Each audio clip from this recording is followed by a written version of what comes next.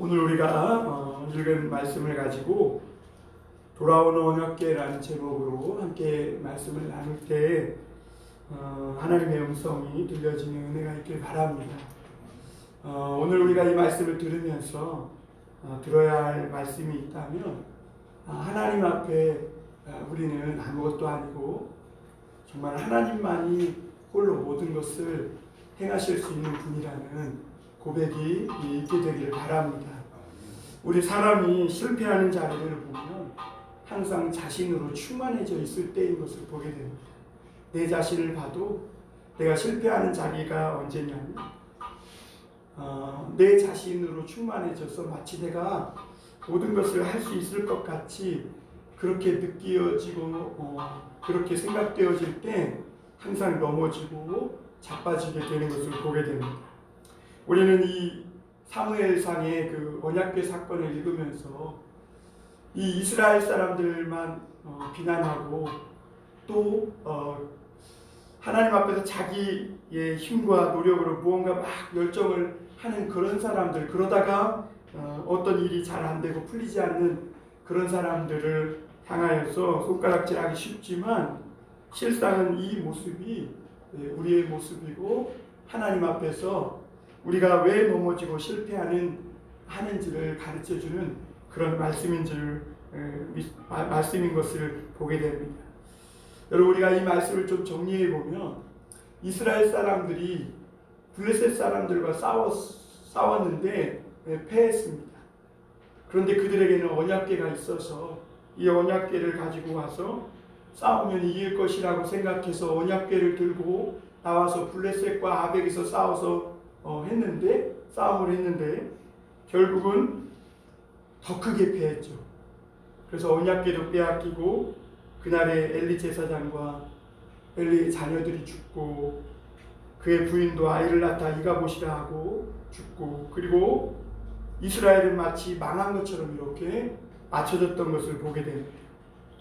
그런데 이렇게 이스라엘이 믿었던 이 믿음, 그 신앙이 다 흔들린 상태에서 이제 이 법궤가, 이 언약궤가 블레셋 땅으로 잡혀가서 포로처럼 다곤 신당 앞에 받쳐졌는데 이 언약궤가 다곤 신당을 무릎 꿇리고 그리고 가는 성읍마다 재앙을 내려가지고 많은 사람들이 죽고 막 성읍마다 사람들이 죽어나가고 하니까 결국에는 이 바다 사람들이 억세잖아요.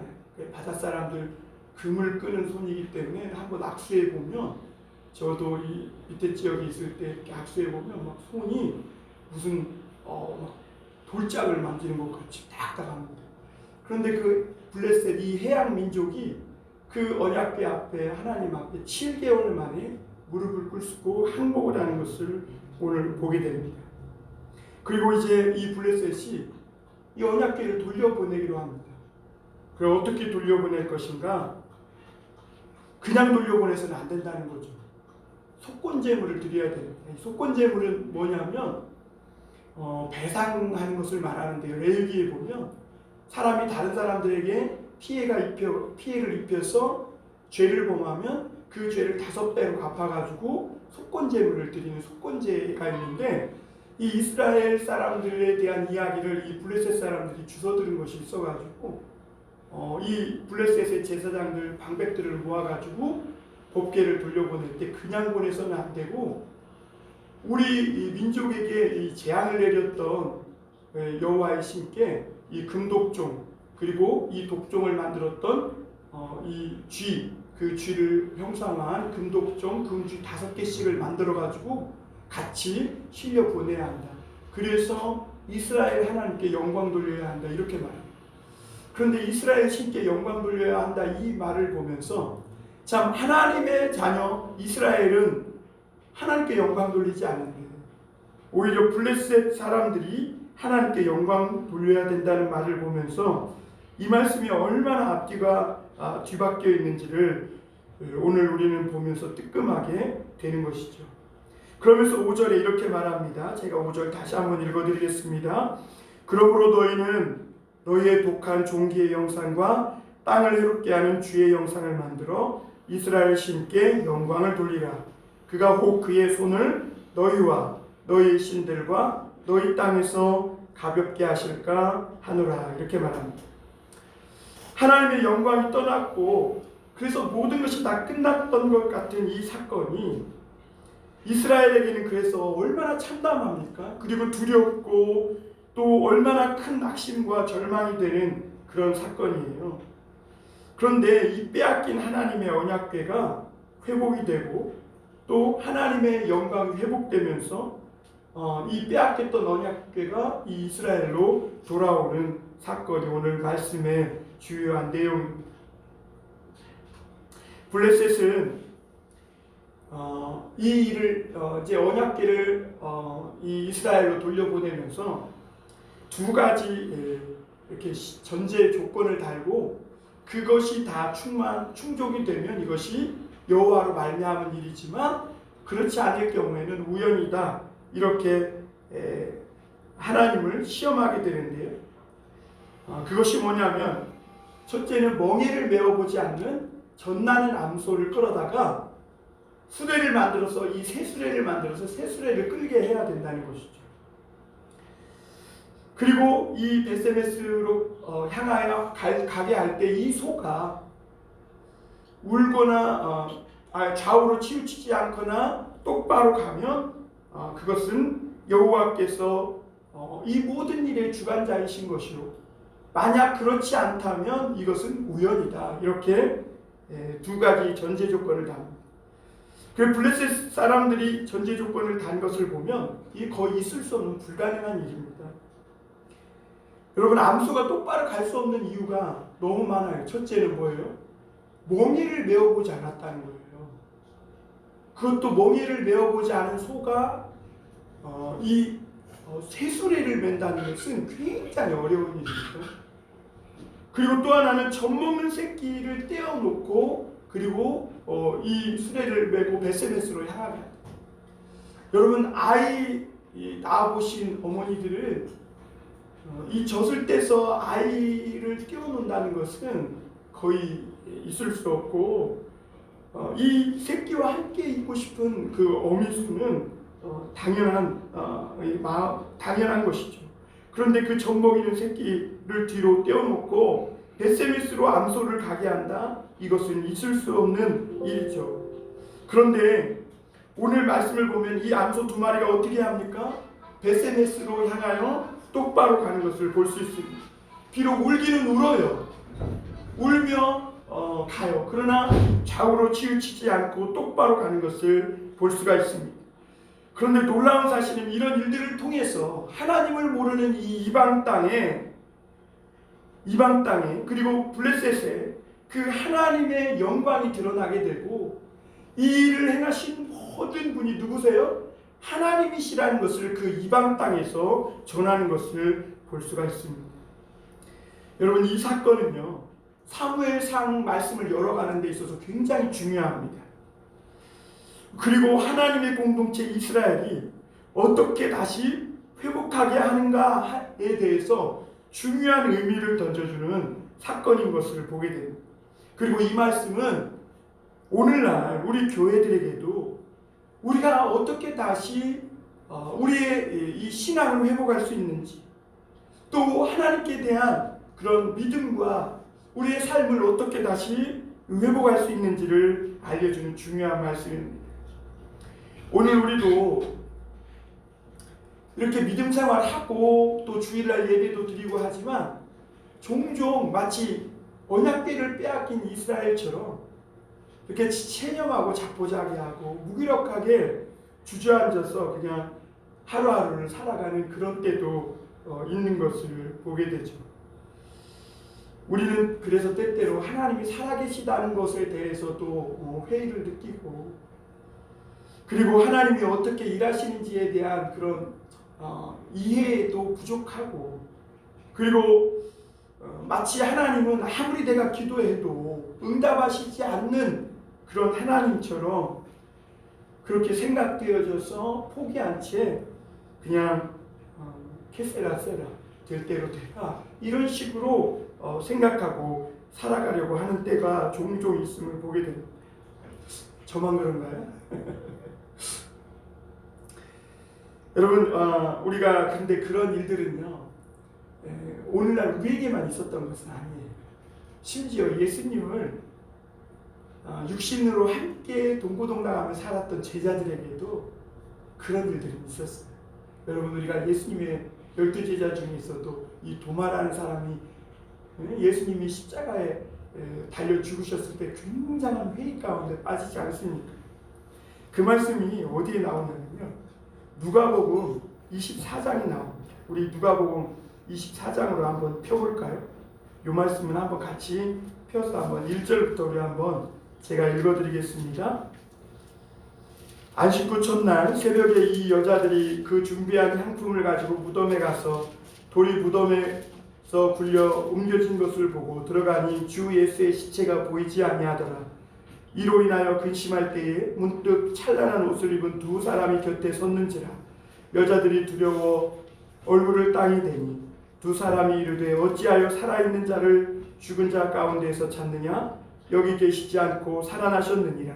갈릴리에 계실 때에 너희에게 어떻게 말씀하셨는지를 기억하라. 이르시기를 인자가 죄인의 손에 넘겨져 십자가에 못 박히고 제3일에 다시 살아나야 하리라 하셨느니라 한데 그들이 예수의 말씀을 기억하고 무덤에서 돌아가 이 모든 것을 11사도와 다른 모든 이에게 알리니 이 여자들은 막달라 마리아와 요한나와 야고보의 모친 마리아라. 또 그들과 함께한 다른 여자들도 이것을 사도들에게 알리니라. 사도들은 그들의 말이 허탄한 듯이 들려 믿지 아니하나 베드로는 일어나 무덤에 달려가서 굽부려 들여다보니 세마포만 보이는지라 그 된 일을 놀랍게 여기며 집으로 돌아가니라. 이렇게 말합니다. 여러분, 오늘 말씀의 언약궤 이 사건처럼 예수님의 십자가와 부활 사건도 당시 예수님을 쫓던 제자들과 많은 믿는 사람들에게는 정말 당혹스러운 일이었던 것을 보게 돼요.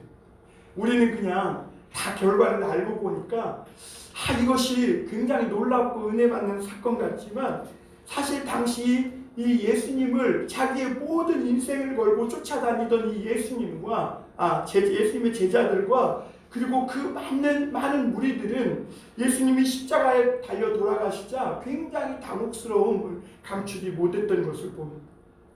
그리고 오늘 이 말씀을 보면 여자들이 이제 예수님의 시체의 마지막 장례 절차를 행하려고 향품을 바르러 무덤에 갑니다. 그런데 가보니까 어때요? 시체가 없는 겁니다. 그런데 천사가 나타나서 예수님이 부활하시고 여기 계시지 않는다. 살아계실 적에 너희에게 그렇게 여러 번 말씀하셨는데 너희가 그 말씀을 기억지 못하느냐? 이렇게 말합니다. 그러니까 여자들이 놀래가지고 막 제자들이 있는 다락방으로 막 뛰어옵니다. 뛰어와가지고 제자들에게 말하니까 제자들도 어떻게 해요? 맞아, 예수님 십자가에 달려 죽으시고 부활한다 그랬어. 이렇게 반응했습니까? 아니죠. 허탄한 듯이 여겼다. 허탄한 듯. 그러니까 당혹스러운. 그러니까 예수님이 십자가에 달려 죽으셨을 뿐만 아니라 시체마저도 없어진 이런. 그러니까 부활하셨다는 생각은 단 1도 못하고 십자가에 달려 죽으시고 시체마저도 없어진 그런 것으로 당혹스러움을 감추지 못하고 오히려 주님의 십체가 사라졌다는 여인들의 말에 허탄한 듯이 아무 말을 못하고 놀라며 쳐다보는 것을 보게 되죠. 사실 그도 그럴 것이 아무리 예수님이 살았을 때 자기가 죽고 다시 부활할 것이다 라고 말씀하셨지만 죽은 사람이 다시 살아난다는 것을 감히 누가 믿을 수가 있겠어요. 사실 오늘 우리도 믿음으로 그것을 믿고 고백은 하지만 온전히 그 말씀을 우리 삶으로 녹아내지 못하는 것이 우리의 사실 믿음의 현주소 아니겠습니까? 우리는 오늘날 신앙인으로 살면서 믿음과 이성, 그리고 우리가 생각하는 그 이상, 그 믿음, 그리고 오늘날 우리가 살고 있는 이 현실 사이에서 굉장한 긴장감이 있는 것이 사실입니다. 그런데 우리는 때때로 그것을 놓아버리고 그냥 하나님 나라의 이상과 믿음을 포기한 채 현실에 섞여서 그냥 살아가려고 하는 때가 종종 있음을 보게 됩니다. 그래서 우리가 가진 이 믿음을 가지고 이 세상 속에서 이 믿음을 가진 사람들이 살아간다는 것이 무언가, 그리고 우리 믿음을 이 현실 속에서 적용하는 것이 어떤 것인가, 이런 거에 대해서 자주 실패하고 절망합니다. 우리는 그래서 때때로 신앙 있는 사람은 돌로 떡덩이를 만들 수 있는 사람이라고 생각해요. 그런 사람이 영성 있고 능력 있는 사람이라고 생각해요. 신앙이 있고 영성이 높은 사람은 마치 높은 데서 뛰어내려도 하나님의 아들들이 받쳐줘서 안 다치는 사람이라고 생각합니다.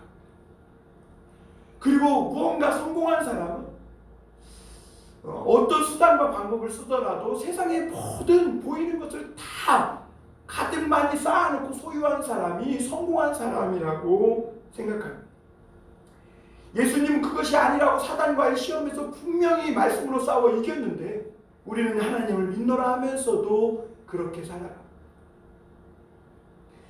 예수님을 믿으면서도 여전히 예수님이 멀리하셨던 그 가치관을 가지고 살아가는 것을 보게 됩니다. 여러분, 우리가 사실 성경을요, 믿음으로 읽지 않으면 말도 안 되는 말씀들이 수두룩합니다. 오늘 우리가 읽은 이 사무엘상 6장 말씀도 그래요. 어떻게 봉에도 메어보지 않은 소가 젖나는 새끼들을 뒤로 떼어놓고, 그것도 한 마리도 아니에요, 2마리가 그 수레를 갈짓자를 그리지도 않고 똑바로 앞으로 그 베세메스라는 목적지를 향해 갈 수 있느냐는 것이죠. 불가능한 것이죠. 이게 블레셋 사람들 말처럼 하나님이 살아계시지 않으면 불가능한 일이라는 거죠. 여러분, 우리 삶 속엔 진짜 그래요. 언약궤를 모셔왔지만 실패해요. 믿음을 가지고 살지만 실패해요.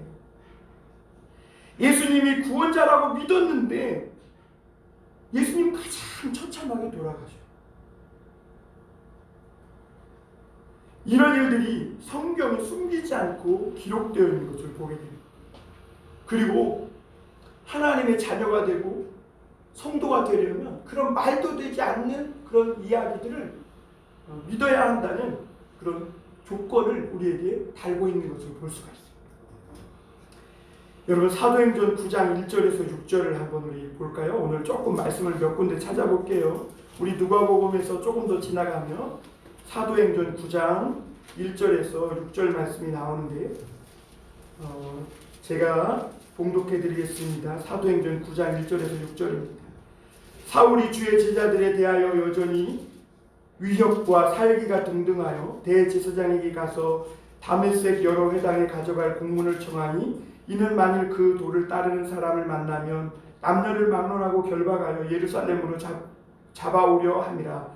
사울이 길을 가다가 다메섹에 가까이 이르더니 호련히 하늘로부터 빛이 그를 둘러 비추는지라. 땅에 엎드러져 들음에 소리가 있어 이르되, 사울아 사울아 내가 어찌하여 나를 박해하느냐 하시거늘 대답하되, 주여 누이시오니까. 이르시되, 나는 내가 핍박하는 예수라. 너는 일어나 시내로 들어가라. 내가 행할 것을 내게 이를 자가 있느니라 하시니라. 이렇게 말합니다. 여러분, 오늘 말씀해 보면 이 사울이라는 하나님을 믿는 청년은 위협과 살기가 등등했다, 이렇게 말합니다. 이 사울이라는 청년은 하나님을 믿으면서 자신이 하는 일이 옳고 이것이 하나님을 위하여 하는 일인 줄 알고 예수를 믿는 이단들을 처단하러 갑니다. 자기의 정성을 다해서 열정과 진실을 담아서 그렇게 하나님의 위상을 지키기 위해서 예수 믿는 이단들을 처단하러 다메섹으로 가는 것입니다.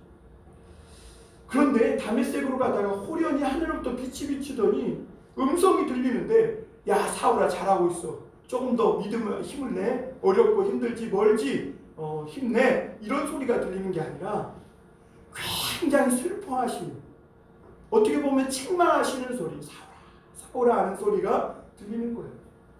그리고 네가 어찌 나를 핍박하느냐, 이런 소리가 들리는 거예요. 여러분, 우리가 믿음 생활을 하면서 우리는 종종 하나님을 이렇게 원망합니다. 그리고 하나님을 향하여 불평을 늘어놓는 때가 있습니다. 하나님 왜 이런 식으로 일하는 것이죠? 하나님 왜 자꾸 우리 기대와 우리 원하는 방식이 아니라 왜 하나님 우리가 이해할 수도 없는 방식으로 일하시고 왜 우리가 이렇게 되기를 기대했는데 하나님은 그걸 꺾으시고 하나님 방식대로만 일하냐고 딴지를 걸 때가 많이 있음을 보게 됩니다. 그래서 이제는 하나님, 내가 이해해 줄 수 있는 방식으로 좀 한번 나를 위해서 역사해 주실 때도 되지 않았습니까? 이렇게 으름장을 놓을 때가 있다는 것이죠. 언약궤를 가지고 왔는데 전쟁에서 실패합니다. 언약궤를 빼앗겨 버립니다. 오랫동안 하나님을 믿는다고 하며 살아왔지만 이 순간만큼은 하나님이 어디 있냐고 조롱하는 사람들을 향하여서 할 말을 잃어버릴 때가 있어요. 여러분 시편에도 있죠. 시편에도 보면 시편 기자가 내 하나님이 어디 있느냐, 너를 구원해봐라 이러면서 조롱한다고 시편 기자는 하나님 앞에 고백합니다. 하나님이 당장이라도 나타나서 나 여기 있어, 나 이렇게 이래 그러면서 우리의 기도에 당장 응답하고 내 기대대로 일하시면 좋은데 하나님은 그렇게 안 하시더라고요. 그런데 하나님은 희한하게도 내가 실패하고 막 내가 무너져 있는 자리에서는 침묵하세요. 기도도 안 들으시는 것 같아요. 숨어 계신 하나님. 그런데 이 하나님이 블레셋의 포로로 잡혀가서는 거기서는 역사하세요. 그러니까 망연자실하는 거죠. 왜 여기서는 가만히 침묵하시던 하나님, 살아계시지 않은 것처럼 그렇게 계시던 하나님이 왜 저쪽 가서는 이렇게 다곤의 머리를 자르고 손모가지를 잘라내고 막 독점과 재앙으로 그 살기가 등등하던 그 블레셋 사람들을 7개월 만에 굴복시키냐는 것이죠. 하나님은요, 이스라엘의 이 기대를 만족시키는 대신에 당황하게 만드시고 또 깜짝 놀라게 하시고 또 하나님을 믿는다고 하는 이스라엘, 이 오늘날 우리 성도들에게 하나님이 누구신지, 하나님이 어떤 분인지, 그리고 하나님이 이 세상 가운데서 어떻게 일하시는지 한번 너희가 다시 한번 말씀을 묵상하면서 생각해보고 한번 이 큰 실패를 통해 다시 한번 그 하나님에 대해 묵상해보라고 도전하고 있는 것이죠. 하나님은 이스라엘이 기대하는 그런 방식으로 일하지 않습니다. 하나님은 이스라엘이 생각하는 그런 하나님이 아니라는 거예요. 오히려 이스라엘이 생각하는 것보다 훨씬 더 높고 크시고 깊으신 하나님이라는 거예요. 우리 인간의 이해를 뛰어넘는, 우리가 생각하는 하나님이 역사하시는 방식은 이런 거야 라고 생각하는 그 방식을 완전히 뒤집어서 우리를 당혹시키시도록 일하시는 그분이 하나님이시라는 거예요. 그러므로 예수님을 믿는 우리가 생각해야 될 것이 뭐냐면, 하나님께서 예수 그리스도를 우리에게 주시고 또 오늘 그 예수님을 믿는 성도로 우리를 부르셨다는 그것이 무엇인지를 한번 깊이 생각해 봐야 돼요. 오늘 예수님이 왜 이 땅에 오셨는지, 하나님이 왜 예수님을 우리를 위해서 이 땅에 보내주셨는지, 그리고 오늘 우리를 왜 예수님 믿고 주님 앞으로 믿음의 성도로 부르셨는지를 한번 생각해 봐야 합니다. 이것을 생각하지 않으면 우리는 이 이스라엘이 언약궤를 빼앗긴 실패한 그 실패를 반복할 수밖에 없는 것이죠. 디모데전서 1장 12절에 보면 12절부터 보면 이런 말씀이 나와요. 제가 찾아서 읽어드릴게요. 디모데전서 1장 12절 17절에 이렇게 말합니다. 나를 능하게 하신 그리스도 예수 우리 주께 내가 감사함은 나를 충성되이 여겨 내게 직분을 맡기시니 내가 전에는 비방자요 박해자요 폭행자였으나 도리어 긍휼을 입은 것은 내가 믿지 아니할 때에 알지 못하고 행하였습니다. 우리 주의 은혜가 그리스도 예수 안에 있는 믿음의 사랑과 함께 넘치도록 풍성하였도다. 믿보다 모든 사람이 받을 만한 이 말이요 그리스도 예수께서 죄인을 구원하시려고 세상에 임하셨다 하였도다. 죄인 중에 내가 괴순이라. 그러나 내가 긍휼을 입은 까닭은 예수 그리스도께서 내게 먼저 일체 오래 참으심을 보이사 후에 주를 믿어 영생 얻는 자들에게 본이 되게 하려 하십니다. 여러분, 사도 바울은요 자기의 회심, 다시 말하면 예수님을 믿고 죽게 돌아온 그 일에 대해서 말하면서 뭐라고 말하고 있냐면 내가 죄인 중에 괴수라는 거죠. 하나님의 은혜를 입은 자라고 이렇게 고백합니다. 그런데 사실 아까 우리가 봤던 사도행전 9장에서 이 사울의 모습은 그렇지 않았죠. 자기로 충만한 사람, 자신이 하나님을 잘한다고 생각하는 사람, 그래서 자기가 하는 모든 일이 하나님의 뜻 가운데서 행하는 일이라고 생각하는 그런 사람이었습니다. 그런데 오늘 예수님을 알고 보니까 그때 자기가 하나님을 잘한다고 생각했던 그때는 폭행자의 비방자, 살기가 등등하던 그런 하나님을 전혀 모르는 사람이었다고 고백하고 있는 거죠. 여러분 잠언서에도 보면 호세아서에도 보면 내 백성이 지식이 없어 망한다 그랬어요.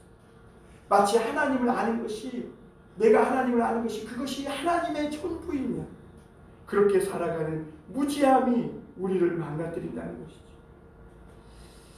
내 자신은 하나님에 대한 참된 지식이 없었고 또 나는 죄인의 괴수라고 사도 바울은 고백하면서 자신은 하나님을 잘 믿고 신앙생활을 잘하던 줄 알았던 그 사울이 이제는 바울이 되어서 자기는 죄인의 우두머리였다, 이렇게 고백하는 것이죠.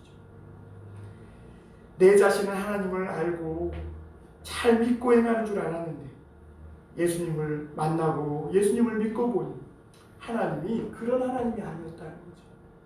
잘못 알고 있었다. 내가 전에는 하나님을 잘 몰랐다. 여러분, 내가 잘 알고 있다고 한 때가 가장 모르는 때라는 걸 기억하시길 바랍니다.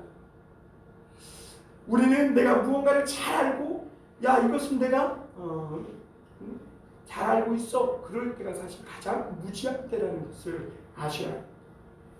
그래서 소크라테스는 뭐라고 그랬어요?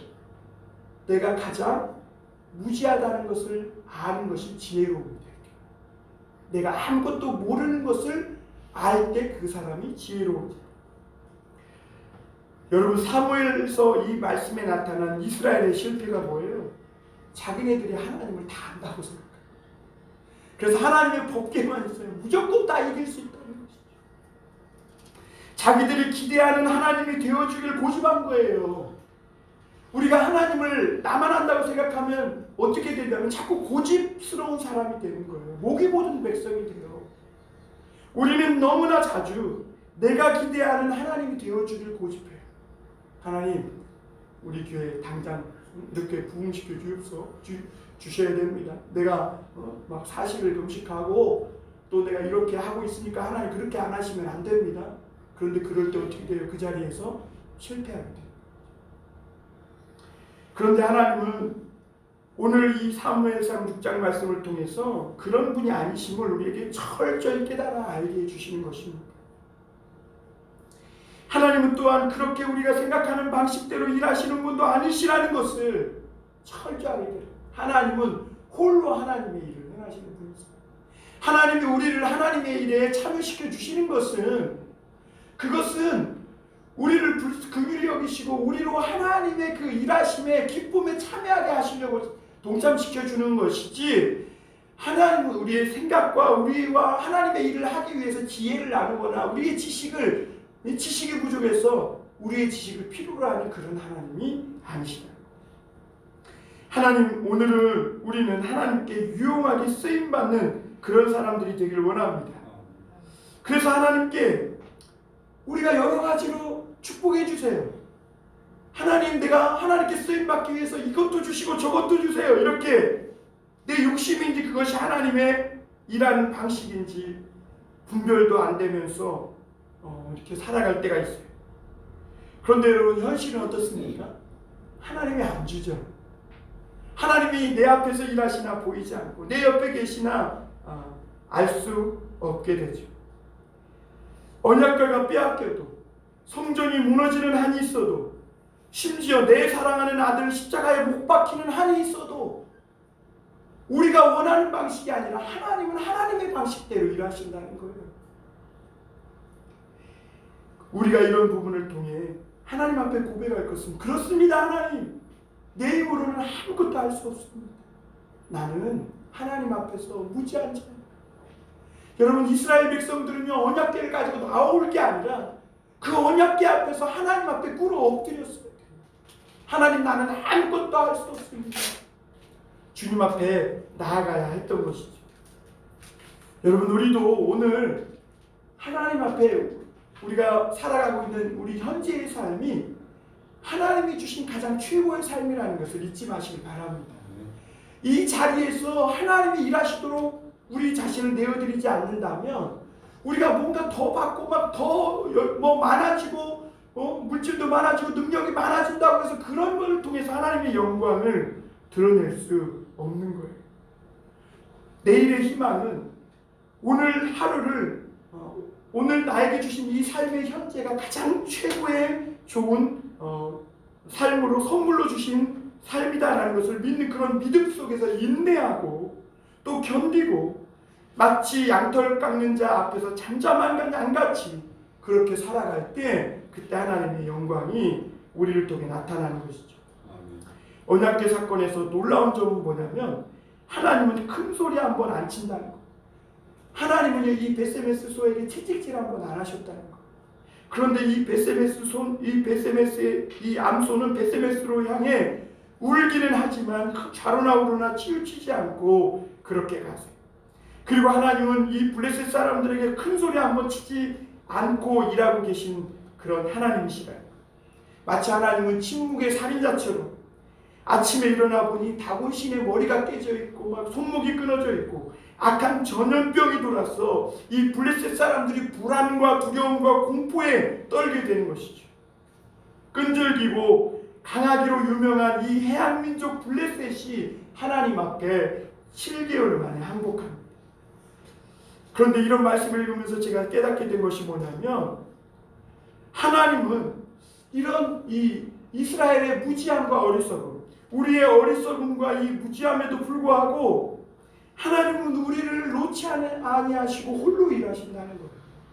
우리를 위해서 무시하고 무식하고 어리석은 우리를 위해서 적진의 땅 블레셋 땅 한복판에 가서 하나님은 홀로 일하시더라는 것이죠. 우리의 불신앙 때문에 블레셋에 잡혀가 포로가 되신 그 하나님인 것 같은데 우리의 무지한 죄 때문에 십자가에 못 박혀 죽음의 자리에 들어가서 정말 죽으신 하나님인 것 같은데 그 하나님은 우리를 어리석고 무지한 우리를 내려놓지 않고 포기치 않고 죽음의 자리에서 부활로 적진의 자리에서 하나님의 놀라운 일하심으로 우리를 다시 회복시키시고 살려주시는 하나님이시다. 그러므로 여러분 우리가 하나님 앞에 아무것도 할 수 없다고 고백할 수밖에 없음을 보게 됩니다. 하나님은 우리가 실패한 그 자리에서 하나님의 방식대로 우리를 붙들어 주시고 하나님의 방식대로 우리를 하나님의 자녀로 이끌어가고 계심을 보게 됩니다. 그러므로 우리가 하나님 앞에 여러분 하나님 내가 이거 할 테니 하나님 보조하세요 이렇게 하면 안 되는 거예요. 하나님이 주어가 되시고 우리가 동사가 되는 거예요. 하나님이 주어가 되고 우리가 동사가 되는 거예요.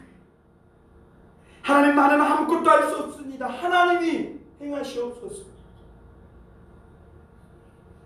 우리는 그저 울고 행할 수밖에 없습니다. 하나님은 우리가 어떻게 예수님을 믿게 되었는지 무엇을 믿고 살아가는 사람들인지 한번 생각해 보라고 다시 한번 우리에게 도전하십니다. 우리가 세상에서 성공하고 잘나가고 부유할 때 예수님을 믿었습니까? 오히려 녹록치 않은 현실 속에서 참 내가 아무것도 할 수 없다는 그 실패한 그 자리에서 하나님이 우리에게 나타나시고 우리를 붙들어 주셨던 것을 보게 되죠. 그러므로 여러분 우리가 오늘 말씀을 기억하면서 반드시 우리 마음판에 새겨야 될 것은 하나님이 언제 우리에게 영광으로 돌아오시냐면 내가 실패한 그 자리에서 내가 내 힘으로는 아무것도 할 수 없다고 하는 그 자리에서 하나님은 영광의 하나님으로 이스라엘에게 돌아오시는 것을 보게 되죠. 그것이 하나님의 일하시는 변함없는 방식입니다. 하나님의 일하는 가장 확실한 방법은 뭡니까? 그 예수 그리스도를 십자가에서 죽게 하는 것이죠. 여러분, 우리가 이 아브라함의 이야기를 이 창세기 말씀을 통해 보면 아브라함이 믿음의 조상이 되었지만 아브라함은요, 하나님의 말씀을 잘 믿어서 된 것이 아니죠. 하나님은 이 아브라함에게 바닷가의 모래처럼 하늘의 별처럼 내가 수많은 약속의 자녀를 줄 것이다 그랬는데 아브라함이 그걸 잘 믿어서 믿음의 조상이 된 게 아니에요. 아브라함은 일평생 살면서 약속의 자녀 한 명 낳기도 어렵고 쩔쩔매며 그렇게 살았고 믿음에 있어서 몇 번이나 실패했던 그런 사람.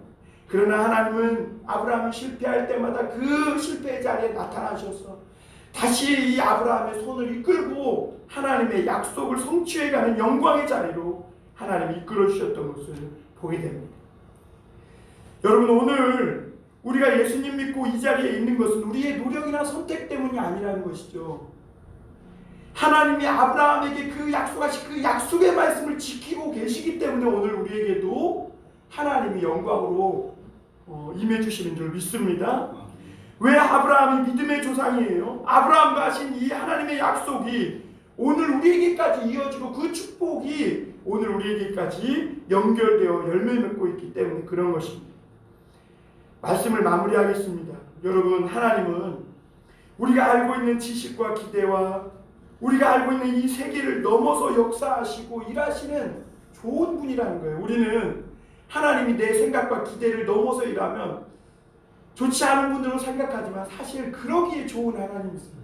하나님이 내 기대와 생각에만 머물러 있는 하나님이라면 얼마나 하나님께서 무능하고 능력이 없는 하나님이시겠어요.